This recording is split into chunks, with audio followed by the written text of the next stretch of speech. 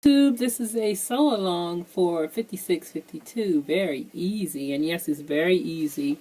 It is this one here.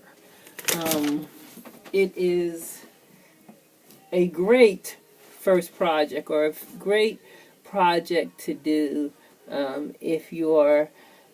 if you don't like to do zippers and things like that, and even set in sleeves. It's one of those projects that's going to be quick, fast, and easy.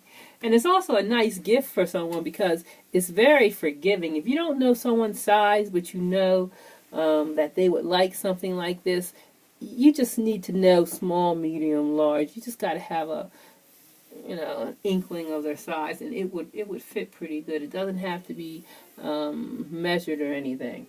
So what we have to do now, I tried it on, and it does fall exactly where I want it to fall.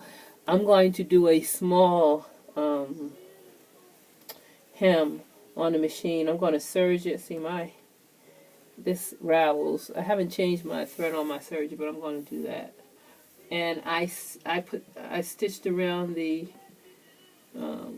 collar, stay stitched around the collar, and now I am going to turn this around right sides together, the back and the front, and I'm going to stitch up to, where is the thing on here?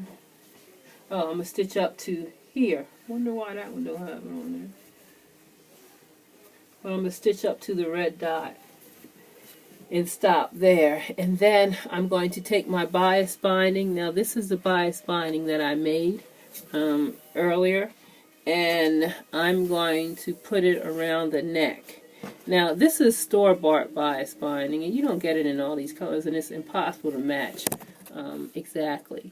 But I would have used probably a blue like this, a royal type blue, and for the neck. But bias binding is kind of thin. If you see how thin that is? But they do have it, there's another line here, you get 4 edges, whereas if you make your own, you're just folding it on top of that. I mean, I could iron it and make another one, but it doesn't really matter.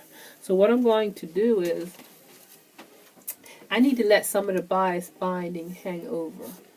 So I am going to put it down here. Here's where I'm going to start. I'm going to make sure I have enough hanging down. I'm going to open my bias binding right into that crease there. I'm going to put right sides together and pin it even to the edge of my collar. I'm going to make sure I have enough hanging down, and I'm going to use some pins and pin. I'm using the small pins because I'm not going to take them out when I want it to shift. So I'm going to keep them in while I'm sewing. Thing about keeping your pins in, if you put the ends upside, where you can see them, not underneath, it won't mess with the feed dog on your machine, and you can continue sewing, but you have to adjust your speed. You got to kind of sew a little slower if you're going over pins.